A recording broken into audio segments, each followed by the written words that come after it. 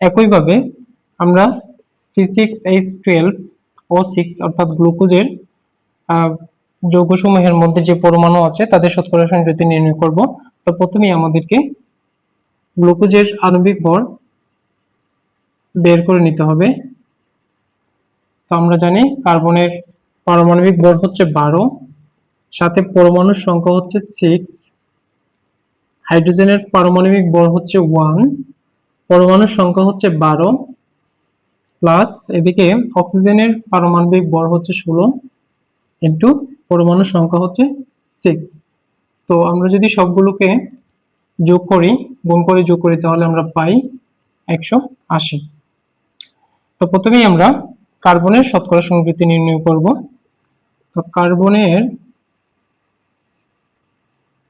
শতকরা সংযুক্তি equal to, আমরা জানি যে তার পরমাণুর ভর অর্থাৎ কার্বনের পরমাণুর ভর হচ্ছে 12 ইন্টু পরমাণুর সংখ্যা হচ্ছে 6, নিচে হচ্ছে যৌগের আণবিক ভর। তাহলে আমরা জানি গ্লুকোজের আণবিক ভর হচ্ছে 180 ইন্টু 100%। তো আমরা ক্যালকুলেটরের সাহায্য নিব 40%। তারপর আমরা দেখব হাইড্রোজেনের শতকরা সংযুক্তি। হাইড্রোজেনের শতকরা সংযুক্তি ইকুয়াল টু, হাইড্রোজেনের ভর হচ্ছে 1, পরমাণুর সংখ্যা হচ্ছে 12, আণবিক ভরটা আমরা বসিয়ে দিব নিচে 180 ইন্টু হচ্ছে 100। তো এদিকে আমরা পাচ্ছি 12 অর্থাৎ 6.66%। তারপর আমরা লিখব অক্সিজেনের শতকরা সংযুক্তি ইকুয়াল টু, আমরা দেখতে পাচ্ছি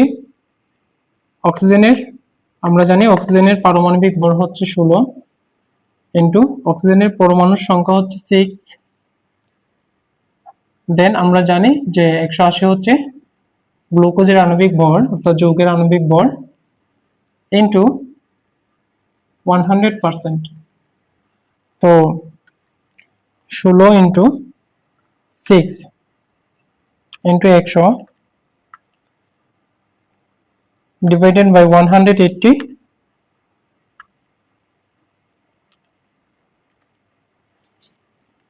53.33%।